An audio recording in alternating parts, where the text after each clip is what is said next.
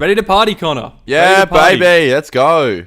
Yeah, baby. I'm gassed. Get you hyped, son. I'm gassed. Midnight. Oh, yeah. Midnight today. Everyone loves Midnight. Finally, some good content. I can't believe you didn't like last week's episode. It made me so mad. I got a lot of support for saying that I didn't like it, which I didn't think was going to happen. I had a lot of people say to me that they felt the same way. So I'm like, oh, thank you very much. Well, look, a lot of those people are lying. They're lying. They're I didn't want to say it, but they are. Feel better. Thank you, everyone. I appreciate everyone saying that. That's fair. Really anyways, yeah, today we're talking about Midnight. Mid-shite. That's right. Just kidding, it fucking rocks. So that's series 4, episode 10, episode 42 of our show. So that's kind of fun, I guess. Hey, we're Chris Chibnall today. 42. Hopefully this will be better than 42. Leaps and bounds better. Alright, shall we go into the theme song? Let's do it. 50% cat. Remember when they used to be like 10 minutes before each time we would go into the theme song? Yeah, but that's because we did you would randomly hit me with a fact or a question, and then we did the whole quiz thing. The quiz thing, yeah. Yeah, I wonder, because now we talk about episodes for like, sometimes an hour standard. Like, there used to be episodes that are like an hour and a half, hey? That's insane. Yeah. That takes you back. Yeah. Man. You know. Yeah, the early episodes of the show were like 45 minutes. Yeah, some I think like 42 minutes even. Yeah, it's because we don't have anything to talk about at the beginning anymore, folks, to take the show. I mean, maybe one day we'll find something, but I think the whole quiz thing kind of like just left a bad taste in our mouth for the beginning segments. I don't want to go back there again. It just got way too fucking intense. But still. Either way. Anyways, today we are talking about Midnight, which is the 10th episode of the 4th series of the British science fiction television series Doctor Who. It was first broadcast on BBC One on the 14th of June 2008. The episode is principally set on board a small touring vehicle which stops in the middle of a tour on the hostile surface of the planet Midnight and has its cockpit destroyed with its driver and mechanic. The unseen assailant is depicted only through the sound effects and its possession of one of the vehicle passengers, Sky Silvestri, Leslie Sharp, who repeats the words of the other passengers on board. Bang. Everyone knows Midnight. Everyone loves Midnight. That's it. Yeah, That's Midnight's such a great standalone, simple... This literally such a great example of how you can just do a simple script. It's very Tarantino-esque with the sense where it's like, it's low budget. It's pretty much set in one room. It's very much like Reservoir Dogs in a way, where it's all just set in one room. But if you have such good characters, great actors, a great director, just carry it through. Just is it something? And also before I forget, before we get into before we get back into the show and do what we normally do, this to me, I feel like, look, tell me if you don't think this way, but this to me is the last standard normal episode of Doctor Who, because everything from this point on is either a final or a special. This is the last of David's just normal episodes. Yeah, just normal yeah, that's true. Things like Planet of the Dead and the Next Doctor, like, they're specials, but they're not like revolution. Like, they are kind of like standard episodes. They don't really do too much for David's that's why. Story. I know, yeah, because look, they're specials, but I get what you mean. But yeah, I know. Yeah, just they're not that special. Bit of food for thought there. Do you want me to jump into it? Yeah, Connor. Let's run through the episode, baby. Okay. You know what? I'm actually blessed this week because I know it's not a two-parter, so it's really hard to recap two-parters. But also, I've watched this episode so much throughout my life. And I watched this like 2 weeks ago before I even watched the library two-parter, but I literally know it so well that I can literally just go for it, which is great. Okay. Go for it. Good. Okay, so we get to see the planet Midnight, and we get to see the Doctor on the phone to Donna, who's not in this episode at all. All I can think about is she was probably filming Turn Left. That's all I can think about. I'm sure this and Turn Left were shot at the same time. Yeah. Yes, that's what I thought. Yes, so and same with Turn Left. David's hardly in that, so they do a bit of vice versa, and they both work insanely well, which is just a credit to the actors and the writers and just the characters and all that. So yeah, he's trying to convince her to go on this trip to go see what is it, like a waterfall or something, like the diamond. I think waterfall. it was a waterfall. Yeah, like the diamond. Something pretty. Yeah, something very pretty. And she just want to go. She's like sunbathing, and he's like, okay, cool, it's a really cool setup. We're gonna see all the people going on to the rover, and she's like, oh, be careful. And it's like, oh, what could possibly go wrong? Which is a cheesy line, but I love it. It's the classic what could possibly go wrong. I love that. I love that Donna's just hanging out at the pool for the whole episode. Like, hilarious. Yeah, it's so Donna. Yeah, she's like sunbathing. I love how the doctor's like, be careful with that.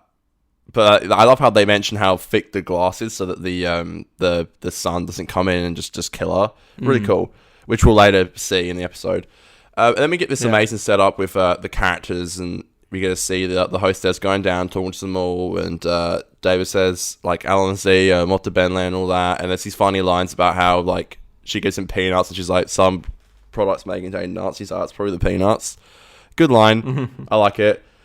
Yeah, again, like, we get to see all the setup, like the professor and his assistant, and of course we got the whole family.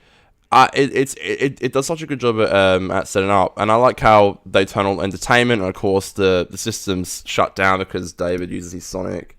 And lest we forget that Merlin's in the mix. Merlin's here. Jeffro. Did you ever watch that show? Yes, I did. I watched like the first 2 seasons. Yeah. Interesting. I've seen a couple of clips and was like, I'm sure it's all right, but no. I used to watch it as a kid, so to see him in it was like pretty cool. And he was always my favorite character. I always see on the Sanity website, for some reason, you can still buy a life-size cardboard cutout of him. Yeah. Not as Merlin, him in this episode. Yeah, Jeffro, you can buy a life-size. I don't know why. You can. Do you want that? Is that your next birthday present? Yeah, sure, go on. I mean, there's something I want more than just him sitting behind me. Just staring at you. It's weird, isn't it? Cracking memes. It is a weird thing to, like, produce. Considering it's just a one-off character. Of all the one-off characters as well. It's pretty funny. For it to be Pedro. That's wild. Anyways, continue. Yes, okay, so... Yeah, the thing shuts down. He's like, okay, we have to talk to each other. And again, it's just so funny. You get to see all the characters, like, you get to find out what they're like and what they do. And my favourite's when they tell the story about the swimming pool. And I love how, like, Jeffro had heard the story so many times that he even, like, mouthed what his parents were going to say, the punchline. Hilarious. Yeah. Such great writing. And it ends with the Doctor with Sky.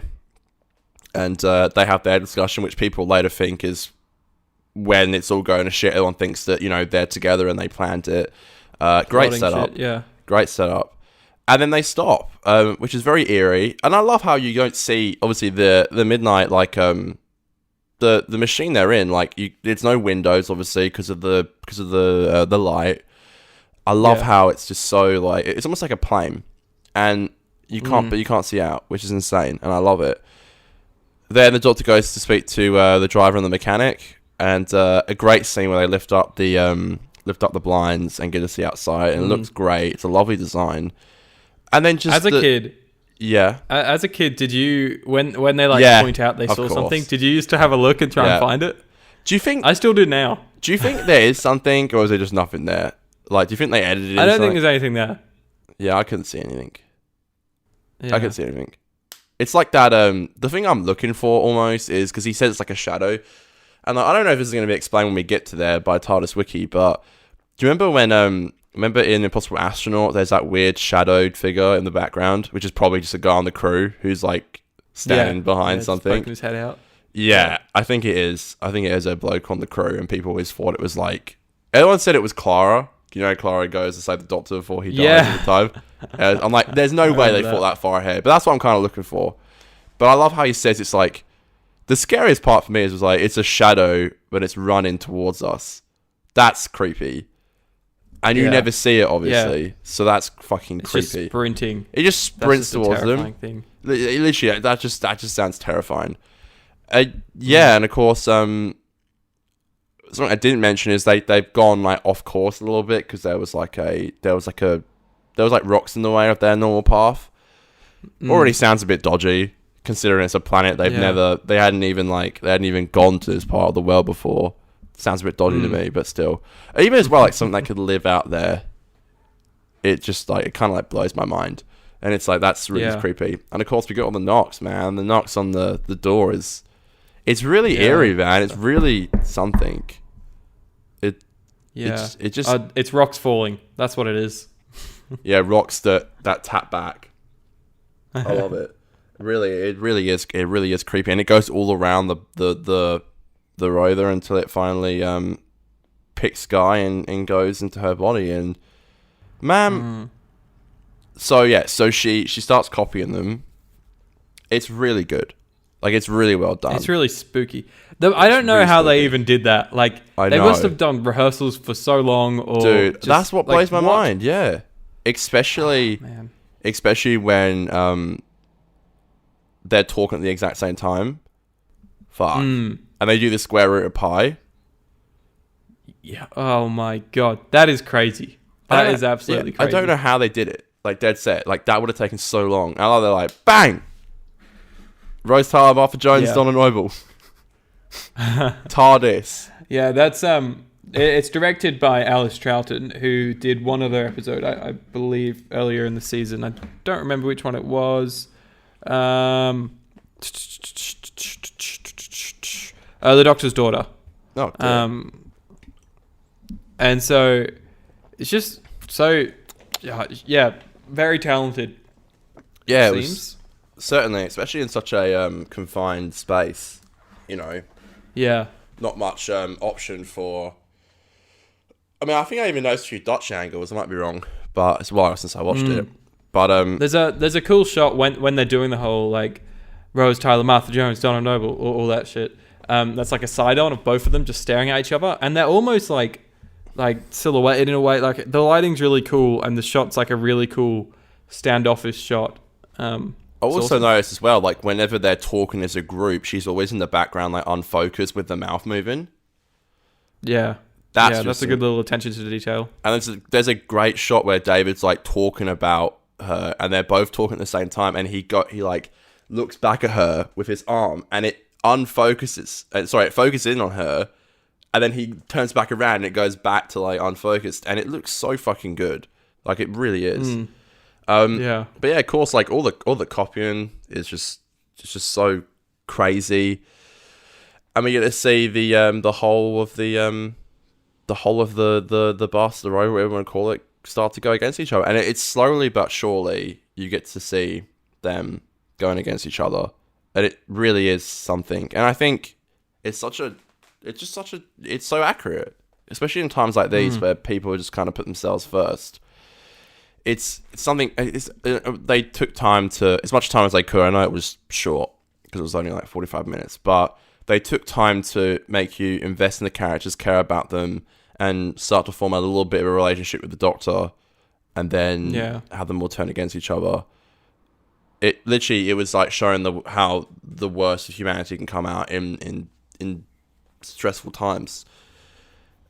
And then she just starts only copying the Doctor, because I feel like he said this, but it kind of attaches itself to the smartest person in the room, or the most valuable, I feel. And it's creepy. And then everyone's happy that it's not them anymore.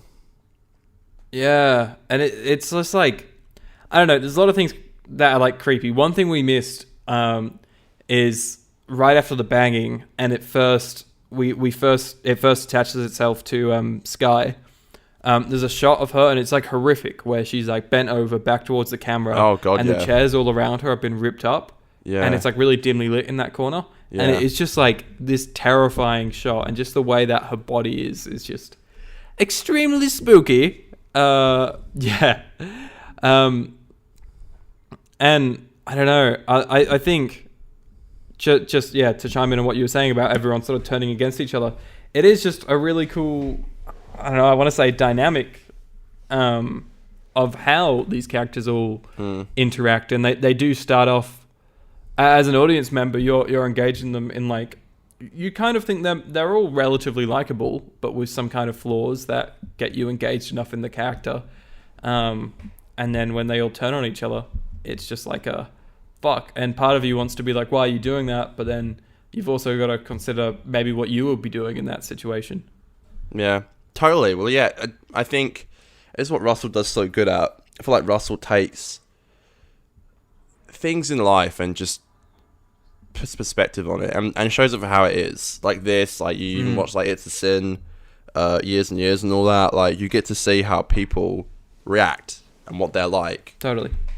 And man, for a standalone episode, which it is, like it's just a standalone, like I don't want to say filler. I feel like the BBC were like, do something that's not huge and low budget, but something that could easily be filler and done poorly, I think is sensational. And yeah, and eventually but it does also set up, it sets up some stuff for the finale. Like one, oh yes, we get to see Rose, obviously. We get to see, the Lost Moon of Poosh. We get to see Rose. Yeah. That's Rose's vision for this week. So there's and then two, there's also... Yeah. And then there's also a moment where the Doctor mentions Rose as well, which I think is a little bit of like foreshadowing of what's to come. Rose, Tyler, Martha Jones, Donna Noble. Bang. Well, beyond that, there's when he... Sky's like, oh yeah, my partner hated me so much, she moved to another galaxy. And he's like, yeah, well, mine moved to another universe. Yep. Yeah, perfect. Well, of course she comes back and turn left. But, Dun, dun, dun. Who knew? Spoilers. Who knew? Not like she was in the cinema trailer for the entirety of Series 4. Oh, 100%. Classic, isn't it? Classic BBC. Like, we need to get more ratings that show characters that people love. Literally like what they did with John Sim in Season 10. Crazy. Yeah, like, literally, when she starts copying the Doctor, and eventually, like, David just, like, freezes and just, like, starts sweating, and it's because it's, like, taken over. One unrealistic thing, and, like, I know, because me and Mitchell watched it together, I know we spoke about this afterwards, he didn't mention it, well, we both didn't mention it when we spoke about it, but I do feel like, but here's the thing though, like it's again, and I want to play devil's advocate here for the people in the scene, but like everyone kind of just instantly believes that apart from I think her name's Dee Dee, the assistant, everyone kind of just instantly believes that she's back, and it's pretty obvious that she's not. But I do get what they're going for the sense of like they're so quick to be like, it was the Doctor the whole time, he did this. She's back, look, and but almost when they're talking and saying their lines, the actors do a really good job of almost not believing what they're saying when they're saying stuff like, "Oh, well, she's back. Don't you think so?" And they're like, "Yeah, I mean, I guess so. Like, it looks like she is back, and it's gone to the Doctor." So that's one part that's a bit unrealistic for me, but again, I think it's intentional because I feel like it just shows how quickly they can be like, "Yeah, that's gone out of her. It's in him now." Yeah. Man, is it? Again, it's so fucking good. It really is. It's hard to find something I don't like about it. That gets a little bit of a flaw, but I don't know. I think here's one other the thing I don't like is there's this shot when they're trying. I know we're kind of speeding through this, but there's not really much to say necessarily. But when David is talking, he does a really good job, and they all go to throw him out. There's this dumb shot which I hate. Because it's so goofy and it's hard not to laugh. I laughed when I saw it, which sucks because it's such an intense scene when they're dragging him out.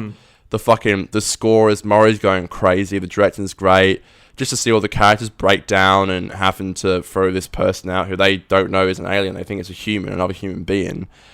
And everyone's just yelling and you get to see Sky being like, "Oh, chuck him out, throw him out." It's such a great scene, but there's this dumb shot where David's face is like smudged against a chair.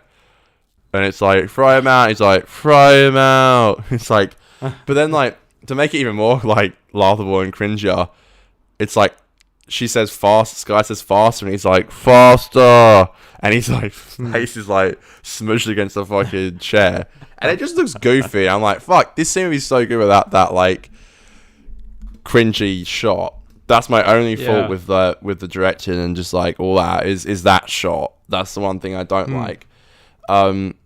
But again, it is like I think David's acting though, like as he gets pulled out, it's so intense, and you really feel like two things. One, that he's doing a really good job at playing like the Midnight entity, but secondly, he's also like, it just feels like there's another level in there where he is like really scared. Yeah, you see the fear almost in his face. Yeah. even though like he's sort of playing two characters at the same time, and it's done really well. Like David's the best. It's like the things he's saying, he's got to say these things in a certain way, but his body is reacting in a different way to that, and it's just like, I don't know, it's just like terrifying. And seeing him getting pulled out towards the door, it's so spooky. It is. And I guess another thing that... Here's one more thing that I guess just doesn't really like add up or might not have happened. But again, you really hate this episode. I love this episode. I'm trying to find stuff to say about it. And again, everything that I dislike about it, apart from that shot with the chair, everything I dislike about it is, how can I say this wouldn't happen? Because shit happens in like extreme moments that you wouldn't think would happen, and it does.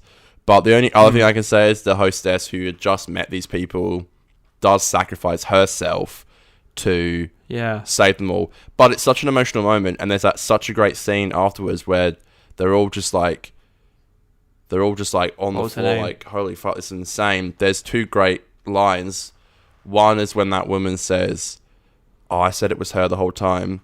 And it's like, fuck off, you did. You literally were yelling to get him out. Which again, it shows how humans will quickly, once they get out, they'll quickly go, no. It's like, I didn't. I said it was her the whole time.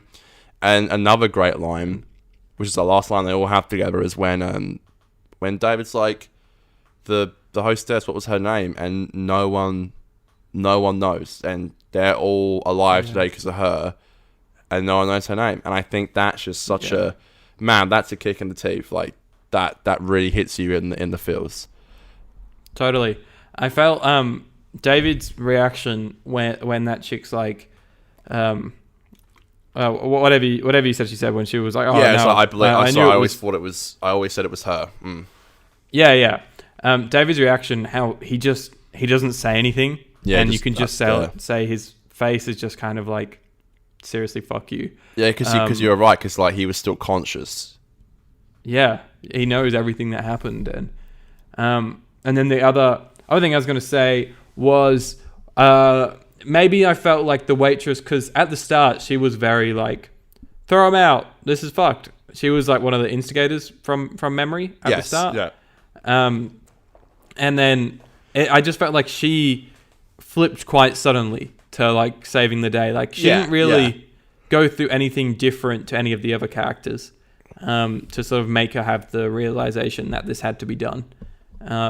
Apart from just realizing that she had his words, because that's what the doctor said would happen, and also she knows at the beginning when he said like Malta Benley and Alan Z.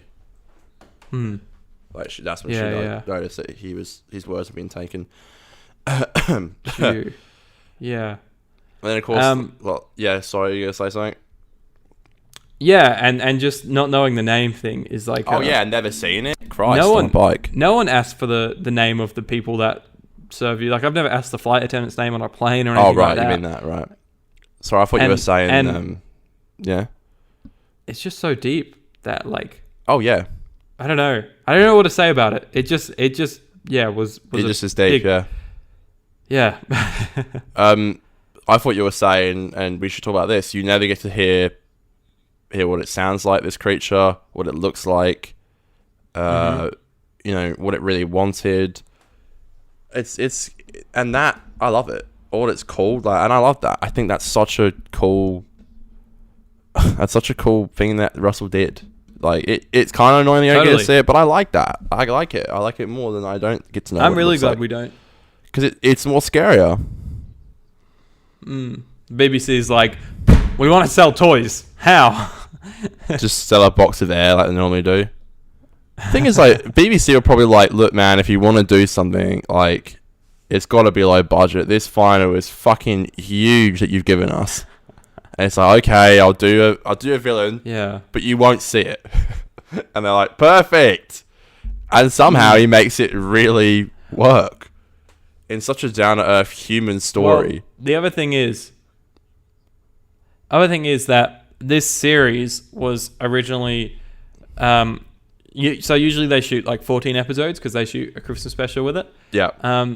This, I don't know why. I don't know if whether... either Voyage of the Damned or The Next Doctor got commissioned really late or something.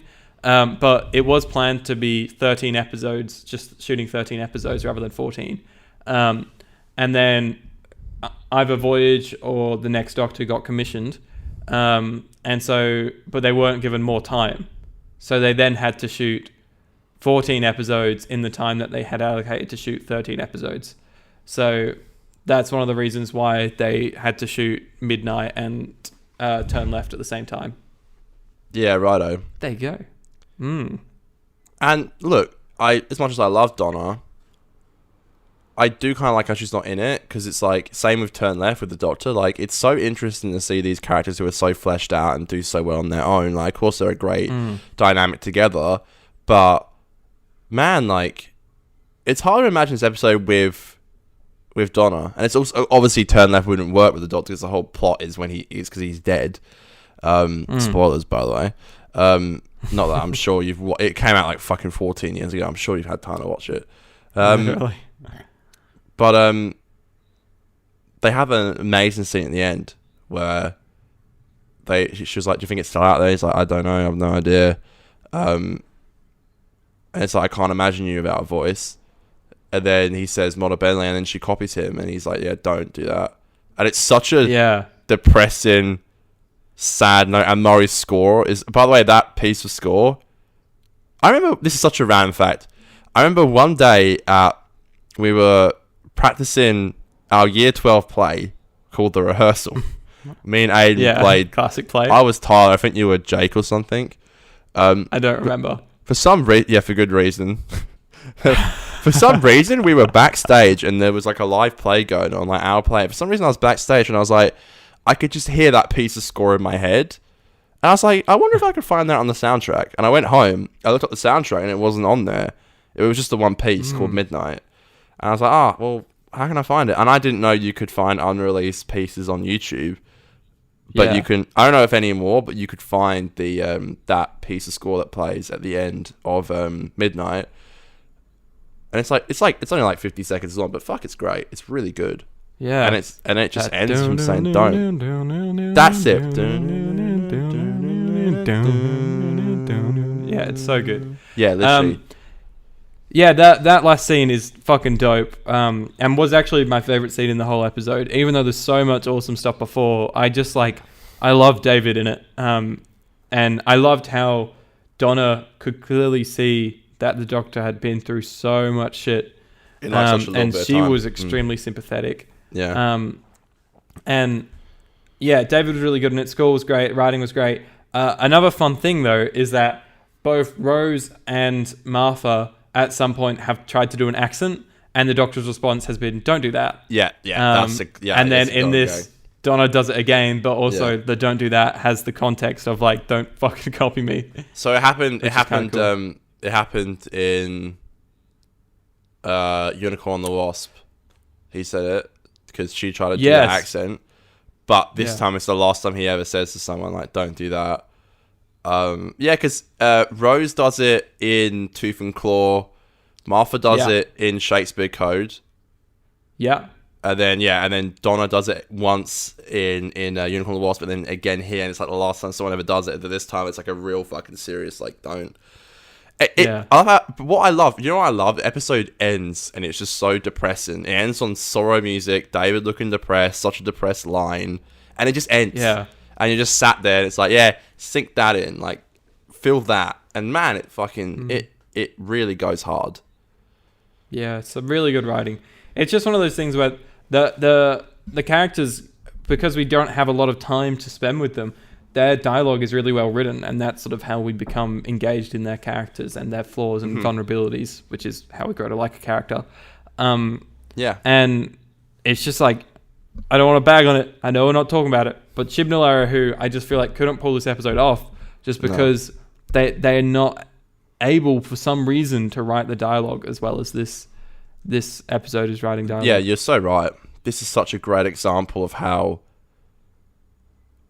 writing is so important, and they really need to consider that these days. Like, how can you on paper this episode should not work?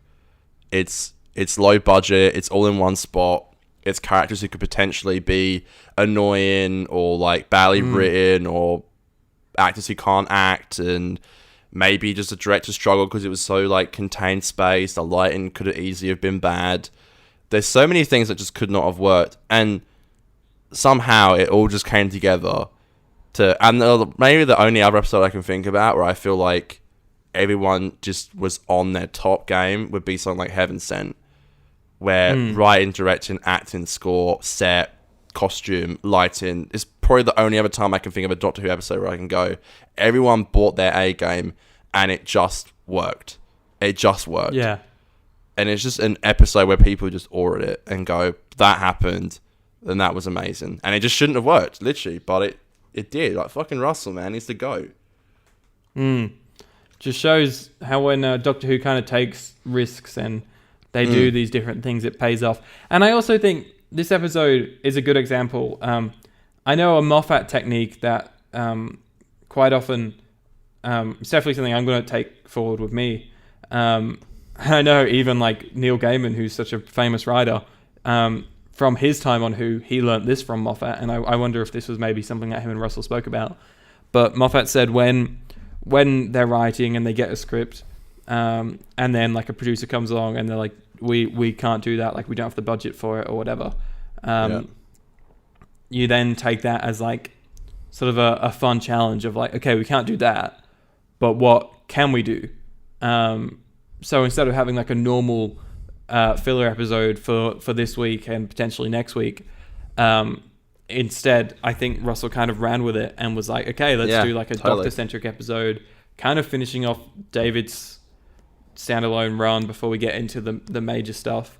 And then let's give Catherine a solid episode that kind of finishes off her character arc as well, and just sort of separate them in the two episodes and see how they are as individuals now. I totally agree. And I totally agree. It's you're totally right. It really is impressive. It really is. And I struggle to find things I disliked about it, apart from those few things. The only thing I can feel like is not intentional is that shot. That was just a bit silly. But come on, man, that's me nitpicking. Yeah. Even I didn't like notice that at the time. So maybe looking back on it, I can see why maybe it would be a little bit silly, and there could be maybe more impactful ways of doing that. But at the same time, seeing the Doctor pinned down is pretty uncomfortable because he's the hero. You usually see him out there saving the day. Seeing him at his most vulnerable is pretty crazy. Shall we move on to Australia's favourite segment, Connor? Let's do it. Sorry about the voice break. It's time for Goof of the Week.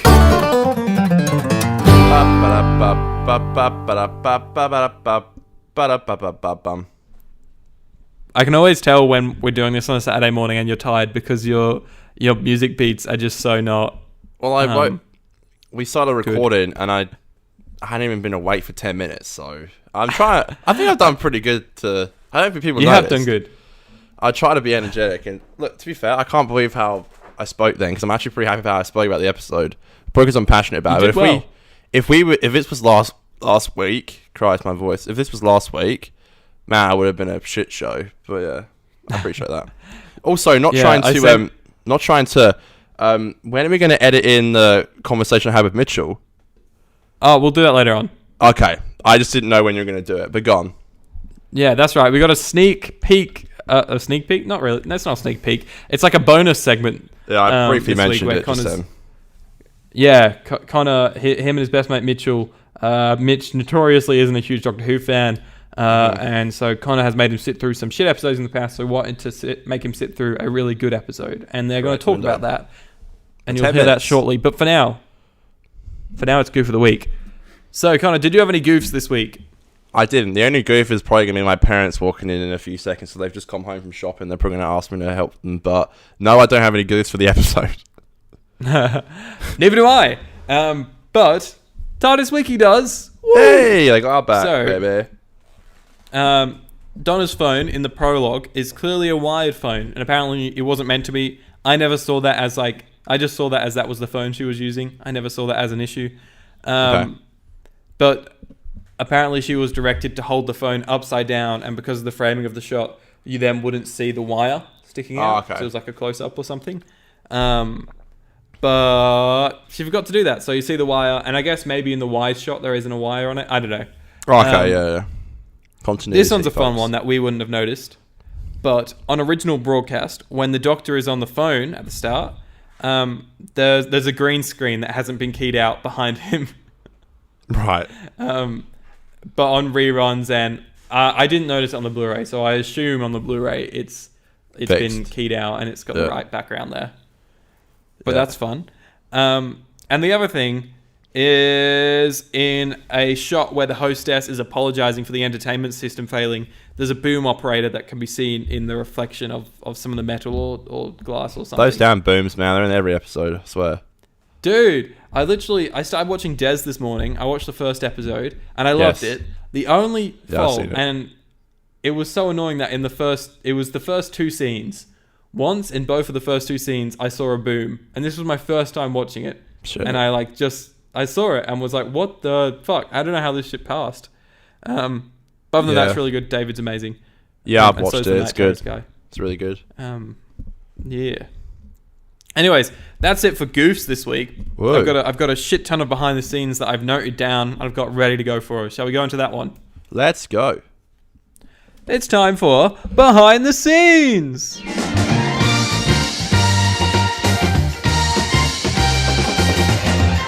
Ba-da-ba-ba-ba-ba-ba. You looked really sassy when you did that, Connor. That's me. I was just sassy. Sassy Connor. This is the very first ever Companion Light episode. Of course. Other than, I guess, like Blink was a Doctor Light episode that was technically also a Companion Light episode, but it's the first time it's been like just the Doctor and the Companion's been off elsewhere. Like I said, Catherine was off filming Turn Left. Originally, this was to be episode 8, and then the Moffat two-parter would be after this. That's right. And if this was episode 8, this would make it the 50th episode of the new series, hence why the shuttle name that they go on is Crusader 50. Yes, I did know this, yeah. This is cool. Very sneaky. Really cool. Which now is irrelevant because instead it's like the 52nd episode or something. Yeah. Anyways, it's the first Who story since Genesis of the Daleks, which I believe was 75, I want to say, to not feature the TARDIS. Bang, bang. Gang, gang. Oh, yeah, true. And this is the first time ever in the history of Who that the villain is never revealed. Wow. These are kind of like facts. These are just fun facts right now, rather than behind the scenes goodness. But David Troughton, the Professor, is the son of Patrick Troughton, the second Doctor.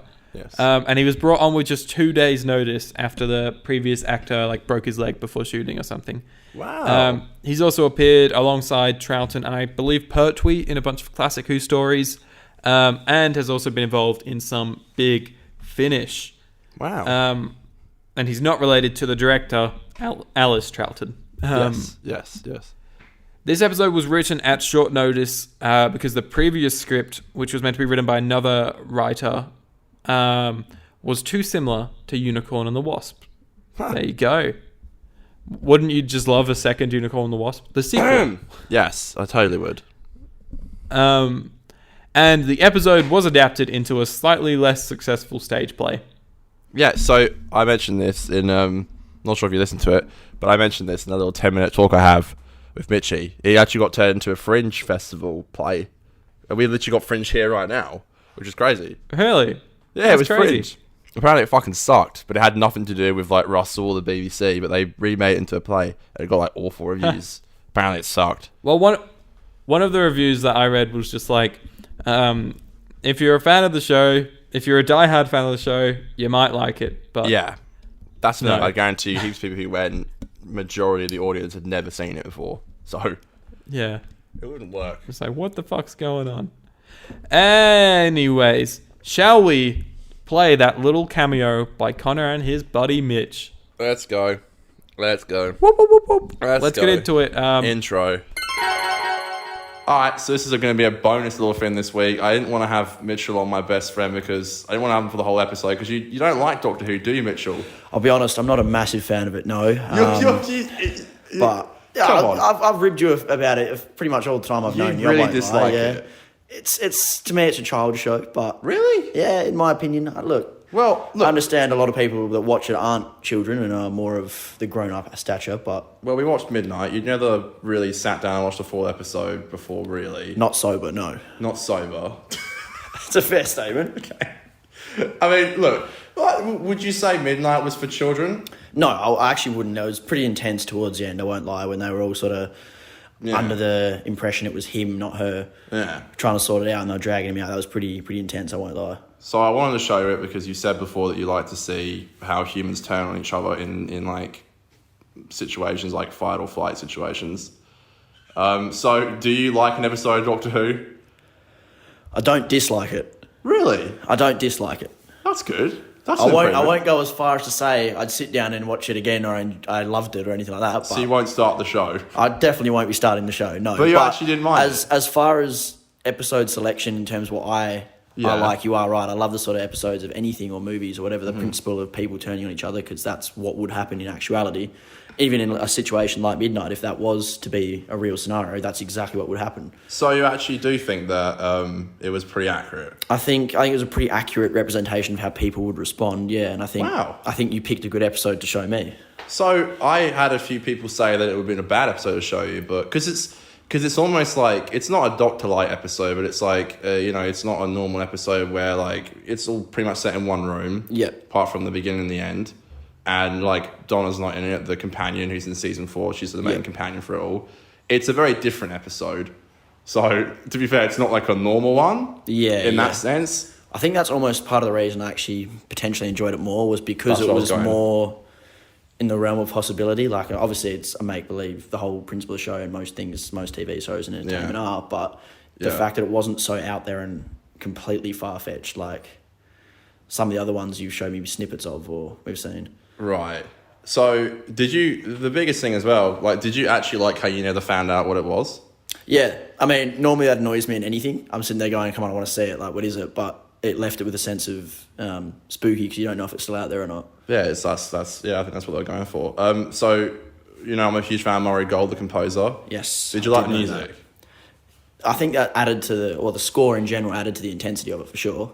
Do you notice score a lot in movies and I stuff? do, because of you, yes. Okay, cool. Yeah, because Murray Gold's like the GOAT.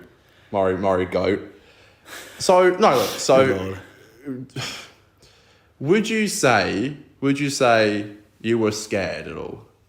I wouldn't say I was scared, no. Okay, may I rephrase it better? Would you say that you had... I think what's scary about the episode to me is more the idea that it could happen with actual humans. Yeah, well, that's why I liked it, to be quite honest, is because that's, like, even look at what's going on with times at the moment. Yeah. It's exactly what happened with panic buying. Well, yeah, exactly. As long as everyone in the episode was like, as long as I'm okay, I don't care what I have to do to that person or how it affects them. So yeah. So, writing wise and directing wise, it's written by Russell T Davies, who's a big writer still. He's the head writer at Doctor Who. Yep. For the first 4 seasons. I personally think it's really well written. What do you think? I mean, as far as from the episodes I've got to compare to, I think it's the best written for sure. Yeah, so you haven't actually watched, that's your first Russell episode. The whole way through, there was little things, like when it first started, I said to you, how come he didn't have to walk in with everyone else with the tickets and stuff? And then they obviously made reference to that towards the end of it. That's true. Mitch is very quick to be like, this doesn't make sense. So, I don't want to say anything. Well, No, fair. It's hard for you because you were like, what's that bit of paper he's holding? It's a psychic paper. Yeah, exactly. There's things like that I didn't... Yeah, so if you're not really a fan of the show... And like the companion, I didn't realise the whole principle behind that. The companion? Yeah, my dumb ass was like, is that the misso? Yeah, it's Mitchell Format. That was his wife. No, that's the first companion in New Who hasn't had a relationship with the Doctor, which is pretty hilarious. Yeah, righto. I think it's really great. I actually thought it was well written. Part of me, I didn't know what to think you'd actually think of it. It's weird to hear actually say some good things about the show. I mean, there were obviously certain parts that was a bit like... Do you want to get into them? Because, nothing's I think so. perfect. Like the lady in the red. We mentioned this off before we started recording, but the lady in red, good Lord, at the end when she's like, oh, I knew it wasn't you. That's what you didn't like, though? That pissed me off so much Isn't that because the she was the intention? main driver of the whole issue. It was him. It must be him. Like, and then she turns around and goes, "Oh, I knew it wasn't you." Yeah. That's just... That's the point, I think. But yeah. Yeah, but that just really annoyed me. Like, Did you have any flaws of it that you just dead set didn't like? I think I raised a couple of questions to you in terms of the whole X-Tonic thing and how... X-Tonic? Yeah, like when he went to the cockpit and he was like, "Oh, lift the things." I'm like, we'll be vaporized instantly. He's like, "No, it's the special glass, whatever. So we've got a couple of minutes." But then they could open the back door and none of them were vaporized. And I get there was that whole pressure seal thing, but The that 6 still was seconds. sort of like Yeah. that almost seemed like a bit of an afterthought. They were like, "Hey, we put this in. Then how do we explain this?" Fair enough. Is there anything else you didn't like? No, You're struggling to find things you didn't like about it. I'm actually impressed. Yeah, I mean, I think there's certain lines and stuff that obviously, but you get that with any show. They're sort of like, come on, that could have been potentially written. Well, again, what's good about it is like it's not the run of the mill episode that happens here and there. Well, a fun fact for the show: the two episodes that aired just before it, this episode and the next 3 was Doctor Who's highest rated episodes in a row. Is that when Rose comes back? Rose does come back, yeah. That was pretty cool that you mentioned that they always put that little snippet throughout the episode. It's in about 2. That's pretty cool though. And Rose was in the first episode of this season, and she does get mentioned as being in another universe. It's good, little things here and there. Well, it's only because you told me them, but yeah. Yeah, so she pops up here and there on monitors, Screaming doctor, trying to get the doctor's attention. Yeah, it happened. It happened in another episode, a couple episodes ago. So here's a fun fact for you, which I found out yesterday. I've already told you they did show. I read somewhere once they show this in like psychology classes to show how people can turn against each other. One more thing, which is really cool. So you know Fringe Festival. Yes. We have it here in Perth, and it goes all around Australia. Yes. This had nothing to do with the people who wrote this episode or anything to do with the BBC, but it got adapted into a play at Fringe, so you could go watch it at Fringe, and apparently it was fucking terrible. What, this Midnight episode got adapted to a Fringe play? Yeah, right. And apparently it really fucking sucked. But it had nothing to do with... What? I was going to say, I can't say I'm surprised. I don't really see how you could turn that into a play production sort of thing. But well, to be fair, it had nothing. It didn't have anything to do with anyone at the BBC or any of the writers or anything. Yeah. It was literally completely new cast and writers, but they adapted the script, and apparently it really fucking sucked. So I thought it was a fun fact because Fringe is in Perth. I'm shocked, but yeah. Well, you were telling me that they use this in therapy classes. Yeah, they do. Yeah, to show how people turn against each other. Yeah, it's notoriously one of my dad's least favorite episodes. Really, he hates it. Yeah, because the people turn on each other, or I think he just found it. I don't know. I remember we sat down and watched it as I'd already seen it, and I rewatched the whole season with my family. And he said when it finished, that's the worst episode of Doctor Who I've ever seen. Yeah, right. I don't know. I just think he didn't have the patience for a... Look, it's a slow episode. Do you reckon? I would say it's pretty slow. I mean, you reckon? The first 20... I did say to you, the one thing that annoyed me in that first probably 15, 20 minutes of it was when they just constantly kept cutting and changing the scene. Or it'd be like 50 when they were clicks in, 100 clicks in, and that... But it was like each one was only on for like 20 seconds and they were cutting and going to the next one. That actually started to get a little bit annoying, but... Yeah, fair enough. But apart from that, the only other thing I didn't really understand was why the hostess decided to sacrifice herself so easily. Like, there was no thought about it. Right. She was a hero, obviously, in the episode, but... Considering they only just met a couple of hours ago. And considering that she was one of the ones that started the whole, it's not her now, it's him. Like, and then she realised, and it was almost like, I fucked up here, how do I fix this? And then just sacrifices herself. Yeah. Well, you said at the end you really liked how they did, none of them actually knew her name. Yeah. That's bit of an eye-opener, I reckon, at the end. Definitely, yeah. So, 2 more things before we let you go. Number 1, would you do this once a season? Would you come back on? I would. I mean, as I've told you before, as much as it's not my kind of show, you're one of my best mates, so it's one of your passions that if I get to have a snippet of it. Yeah, well, I like the idea of you being not? in a season. Maybe we just do this, like have a 10-minute chat every... Yeah, I'm more than happy to. If you guys are happy to have me on. Of course, man. It'll be fun. It's your shows, so... It'll be fun. And we always do our ratings at the end. So I'll leave my rating for when I do it with Aiden, but we need yours. And you'll actually go in the files. You'll go in the files on our... Everyone's rating gets saved. So it's out of 10, by the way. Oof. This is a tough one. I didn't tell you had to rate it, so... I'd probably go like a 6 out of 10. That's pretty good. Because it wasn't terrible compared to any of That's some of the pretty other good. ones I've seen, but I'm not going to go as far as to say I'd watch it again or Fair enough. That's get pretty hooked, good. but I I'd was give it a expecting 6 a out lot of lower. 10. No, I'd give it a 6 out of 10. Cool. Well, thank you for coming on. We'll have you on next season. Thank you very much for having me. I have an idea if you want to show. Obviously, I'll show you the good one because I want to try and make it out. The show's always been this good. Yep, and leave out all the bad stuff. Yep, sugarcoat it for sure. Yeah, that's me. I might bring it on for Wars of Mars. I feel like you might like that. But anyway, As long as it's not Planet of the U. Planet of the Ood? Was that the one that we saw? No, but you know it was Planet of the Ood. awful. No, Yeah, Planet of the I- Ood was the one before the one we watched. For some reason, Mitch watched the first part of the Sontaran part. You watched That was the one where it was the green thing. Sontaran Stratagem, yeah, the Sontarans, awful. yeah, which you were not a fan of. But I don't think anyone really likes that episode. We didn't really rate it that high hope either. not. I like it. I've always liked it. What would you give Sontaran Stratagem? Oh, like a 3 out of 10, I reckon. It's still pretty good. That's that pretty good. I really like it for some reason. Aiden hated it. Oh, it's awful. Still. I agree with Aiden. We'll have you on next season. I might have you on for one of the specials, like I said. Wars of Mars sounds fun, so then you can do on each season. Thank you for coming on, Mitchell. Thank you very much for having me. I appreciate the time. No worries. Goodbye. Have a good one. And we're back. I haven't listened to that yet. Outro. So, I had a feeling you hadn't listened to it. You can listen to it how again. good was that conversation? I That was actually really think fun. It was really good. So, you don't know what he gave it, but No. so really interesting because they've just listened to it. You don't know this, but really interesting. Yeah. Like I've never actually really sat down and watched an episode of him. He was in the background of me and Dan watching Boomtown.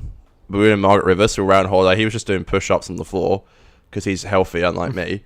But he was like glancing at it and going like, what is this? And I'm like, yeah, look, it's not a great episode for you to watch. And then for some reason, he watched the first Sontaran part of this season with us, me and Dan.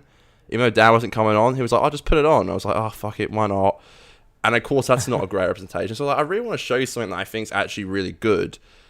And lo and behold, he gave it a 6, which doesn't sound great, but for him, that's really good.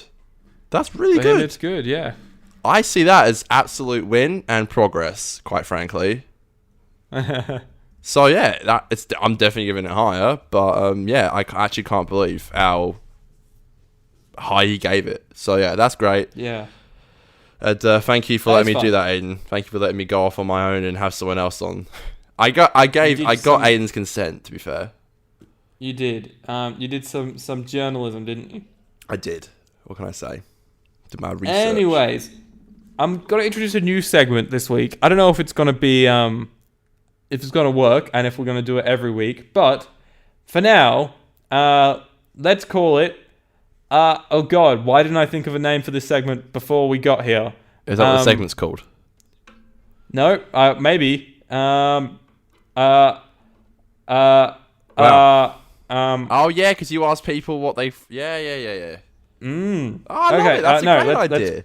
That's a great idea. Let's call it Twitter Tings. Just Twitter Tings. That's what this segment the is. worst name ever.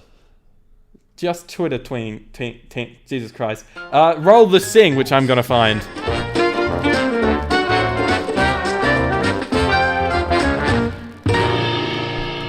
Dude, Well, that was a fun new sting. Boo. Yep, Yep, that's the one. that's the one. Wow. You're welcome. So in just Twitter Tings, I'm gonna be rounding up some thoughts of people that listen to our show on Twitter. It's all about getting you guys engaged with the @50doctor Twitter handle. Come at us, talk to us @50doctor. We love a chat. That's @50doctor on Twitter and on Instagram. I run the Instagram and Aiden runs the Twitter. Yeah. I like to say I do an every alright week job. Sure. Fuck off. Every week, I'm gonna post what's everyone's best and worst thoughts about, for example, Midnight or Turn Left, or just what everyone's thoughts are. So, we have 3 responses here. Let's talk about them. So, from James, he says, Love James. I thought it was one of Tennant's stronger performances as the Doctor, but didn't like how it sidelined the companion in favor of it, which is fair. I personally, it works for me, but if you're someone that really enjoys constantly having that Doctor companion, having both of them heavily involved in each episode, that's a totally fair criticism. Yeah. Yep. Any thoughts on that, Connor? Yeah, each is their own. I thought it was cool, but I understand, yeah. from our best mate Dylan, who apparently listened to the outro last week. Thanks, Big Dylan. D, thank you. Hope you do going forward. Dylan says, it's a perfect episode. 10 out of 10. Great performances, and it has one of the only villains that I've ever found scary on Who. Also, people who want the Midnight Monster to return are idiots, which I guess is his flaw for the episode, because there isn't any other ones.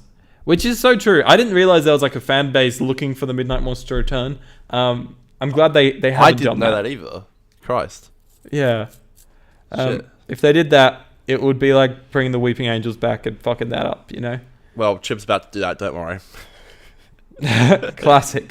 And then our good friend Vinny says, the worst thing is that there are no bad things about it, which is bang on. But then she amends herself by saying, actually, the worst thing is this woman. I've never hated a side character more.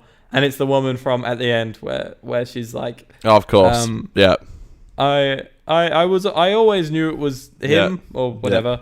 That bitch. So that was a bit of fun. A fun little segment, just seeing what people outside of us. You should do that. Again this week for. Oh, it's probably a bit too late because we're doing Turn Left on Monday. But I could always try and I'll put it on. put one up after the show and see how many responses we get. Yeah, and I'll put one up on Instagram and see if anyone replies. We've got a few people on Instagram who don't follow us on Twitter, so just saying. Banging. There we go. Smashing. Smashing. Other thing I wanted to say this week, Connor, is I've been away and I came home to this lovely 50th anniversary steelbook.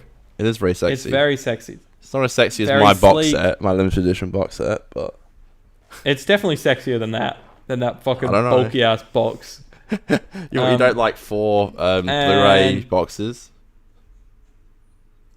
No. And it looks great on the shelf. I guess now I'm going to have to get Series 8, 9, and 10 on Steelbook. But my main thing for this was just finally being able to get an Adventure in Space of Time and the 5-ish Doctors on Blu-ray. Because in Australia, unless you got the original box set Like me. on Blu-ray, you couldn't get them. And like a nitwit, I never got that. But I did. I regretted it for a long time. I don't. It's so dumb that they never did a Blu-ray release for Adventure in Space and Time, just a standalone one. I'm literally pointing at it right now on my camera. It's right there. I see it. Yeah. Looks like shit. Oh yeah, it says Mr. Steelbook Guide. If it made a steel, I'm gonna buy it. It says Aiden. Yep, because I have all the Steelbooks, that's for sure. Yeah, what a weird, it's weird that now, exactly, that's how they get you. Now you have to buy the fucking rest of them. Yeah, the rest of them I'll get on Steelbook. But I already have 11 and 12 on Steelbook, so... That was your first mistake. And, it looks... I also knew if I wanted to get the Steelbooks, I would have to get... This would have to be the first one I'd get, because I have 1 to 7 in that box already. So if I just get the Steelbooks from then onwards, it lines up pretty okay on my shelf. I don't need to worry about spending $1 billion rebuying season 1 to 7 on Steelbook. You know, if someone came up to me and had said, I've got the season 11 and 12 Steelbooks, and you can have them both for $10, I'd say no. It's just a fun fact for you all. Sorry, I'm so mean about it. Would you actually? I might buy them just to resell them. Because the Steelbooks look pretty. Yeah, but I can't stand these new seasons, man. The writing is so crap. How can I watch an episode like this and you expect me to go in and watch a Chibnall episode? What are you, insane? How am I supposed to do Can't that? wait for us to get there. How the hell am I supposed to watch a Chibnall episode after watching this fucking near masterpiece? It's just crazy. Well, we'll get there. Come on. I'm sorry, no disrespect to Chibnall, but I'm sure he's a nice man. But you know what, though? I heard this quote the other day and it was really true. I'm reading Howard Stern's book and it has all his favourite interviews in it, and this film reviewer came on and they were talking to him about backlash, people backlashing on what he said. And that's right, Mum. I'm just on the podcast, it's all good. I'll come out in 10-15 minutes. Sorry. But he was saying how if you dish criticism, you need to be ready to receive it. I think there's a really good way of looking at being even just a content creator or a reviewer. So if I do get some hate for saying something about an episode, I guess it's kind of justified in a way because, like, I've been shitting on Chibnall for the last fucking nearly year on this show. With peace and love. Because I'm not... With peace and love. Like, I'd never say... You hear these people who are insane about it. Like, I read this Twitter comment. It was about Jodie and Chibnall filming. And he was saying, like, good thing they're not filming in my area. Because I'd go after them. And I'm like, that's insane. Yeah, some people are like crazy. Like, of course, I'd never wish that on him. I just don't think he's a good writer. That's all. Right over. Madness. Shall we go into our ratings then, Connor? Oh yeah. I'm literally leaning down. I'm gonna sit back up. Oh, I know you look like you're just having a lazy podcast. I had the worst dream I've had ever. So I'm a bit shook. All right. Anyway, I love this episode. I think it's fantastic. I think writing, performances, acting, same thing as performances either way. Set, lighting, score, chef kiss. I'm not going to give it a 10. I'm not going to give it a 10 because when I think of standout episodes, I think of, for me, like something like a Blink or a Heaven Sent. It's going to be very similar towards The Master Me, which I think is nearly a perfect episode. But I'm going to give it a 9.5. I don't think it deserves a 10. I don't think it deserves a 10. But it's like, it literally is like, I can't hair away from it. Sorry, that's really gross. I shouldn't say that. But it's close. That is the grossest thing you've ever said on this show. That's so disgusting. Sorry. Why would you say that? I'm trying to say it. It's not a saying. It is a saying. They say it on Sopranos all the time. That is just yak in my mouth. You can bleep that out. I'm so sorry to the children listening and to anyone that doesn't want to hear Connor's profanities. You can bleep it out if you want. Maybe, I'll bleep it out just for funsies. That might just be one of the grossest things I've ever said, so there you go. That is very gross. I really enjoyed the episode. Everyone's performances are on fleek, great sense of direction, superb writing, and no downers for the episode really. It just doesn't hit me in the same way as other episodes have hit me, you know, like, although the ending did fuck me up, and I did think about it for a while afterwards, which proves it's a good episode, but I didn't like come out like giddy on Doctor Who, you know, like there's some episodes where I'm like, fuck, I just want to watch the next one next week. So for this one, I'm going to give it an 8, which I feel like maybe it does deserve a little bit more than that, but that's what I'm going to give it. All right. Interesting. It is interesting. It is. You could say it's a hair away from a 8.5. Jesus. Nah, you said it. No, I've said it. I got to bleep that out too. I got to bleep that out. Anything else to talk about today, Connor? There's not really to say, I guess. I mean, remember how we were just talking then about like our episodes? I mean, we've got to remember we've got like 10-minute segments. So we're at like an hour, just over an hour now. So isn't that crazy? We actually did a short episode. We actually did a short episode. Never usually do. Yeah. That's fun. We're getting a film studio in Perth. That's fun as well. Maybe they can make Doctor Who here. I think we also like coming, to be fair. Or not. Okay. What was that? Oh, did you not hear me? I said I think we also like coming. Yeah. Well, I was worried because it was being built. Wait, the connection's fucking up now. Yeah, it's just going crazy, hasn't it? But I was worried because Mark McGowan, our premier, put out a thing for somebody to come and build a studio in Perth, and they'd fund like half of it or whatever. And then we heard nothing of it. And then all of a sudden this morning there was an announcement saying that we're getting a film studio built in Perth, which is there's been stuff happening here for a while in Perth, like just, you know, more films being shot over here. But then I wasn't expecting this announcement, to be honest, because it was just it just felt so dead in the water, and it was such like a kick in the gut to everyone in the film industry, I think. We were all just like, we were so thinking that Perth was ready to get a studio built, and then just thinking that it wasn't actually going to get built was just like, oh, maybe people don't have as much faith in us as they do.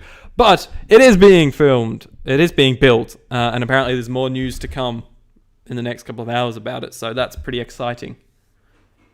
What do you think? It's going to be like a big film being shot here? I think it depends what production company it is. I can't imagine it's going to be a massive studio that's going to get built. So I don't think it will be like a Warner Bros. Or anything. Maybe it'll be a smaller company like Studio Canal or something like that. Okay. And we're going to maybe work on some like developing some like more indie features. Which obviously can then be more encouraging for larger studios to come over because they've seen that these smaller studios are doing well. Yeah. Good. So that's cool. Papa bless. Got me very excited this morning. Anyways. I'm giddy. That was it. That was midnight, baby. No, it's not. It's 11:42 in the morning, Aiden. You're so funny. I know. Shall we go into the outro that Dylan hates? Yeah, let's do it. This is for you, Dylan. Just for you, baby. Alright, you ready? Thanks for listening last time. Yeah, we appreciate it, bro. Alright, ready? And a 1 and a 2 and a skiddly diddly do. It's Aiden's and Connor's podcast. We're doing Doctor Who reviews. Doing Doctor Who reviews. Boom. Bang. Boom. That was an episode. Skip. Bop. Bop. Ba-do. Boop. Bop.